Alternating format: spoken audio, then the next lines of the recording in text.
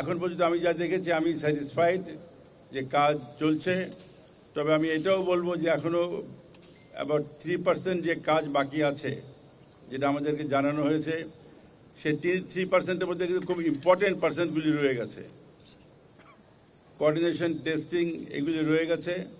আমি আশা করি এখনও আমাদের যে সময় আছে এর মধ্যে এর সঙ্গে যারা জড়িত তারা সকলে মিলে এই কোঅর্ডিনেশন টেস্টিং এটা করবে। আরও কয়েকটা জিনিস আমার চোখে পড়েছে, যেটা আমি ইতিমধ্যে বলেছি, আপনারাও শুনেছেন, যে এটার পরিষ্কার পরিচ্ছন্নতা।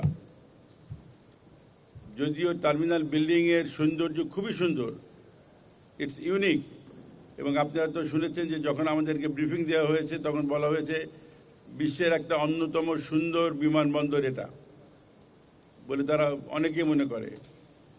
বিমানবন্দর সুন্দর হলেও হবে না, এটার মেনটেন্যান্স আরও ভালো হতে হবে।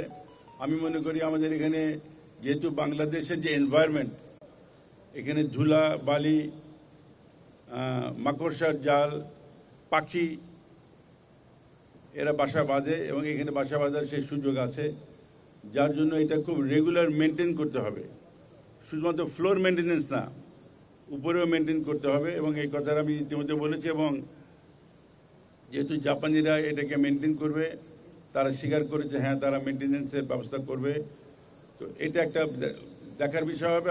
আর এছাড়া অন্যান্য আমার মনে হয় আমরা যে দেখলাম একজন যাত্রী আসার পরে সেখানে কাউন্টারে যে কার্যক্রম হয়, লাগেজ, তার পাসপোর্ট, সেখানে অন্যান্য যে কোনো বিমানবন্দর থেকে স্পেশাল জায়গা দেওয়া হয়েছে। আর অ্যাট দ্য সেম টাইম আপনারা তো দেখেছেন যে ইমিগ্রেশন কাউন্টারগুলিও অনেক বড় করা হয়েছে। কিছুদিন আগে আমি জার্মানিতে গিয়েছিলাম, মাত্র 6টা কাউন্টার ছিল ফর ইমিগ্রেশন।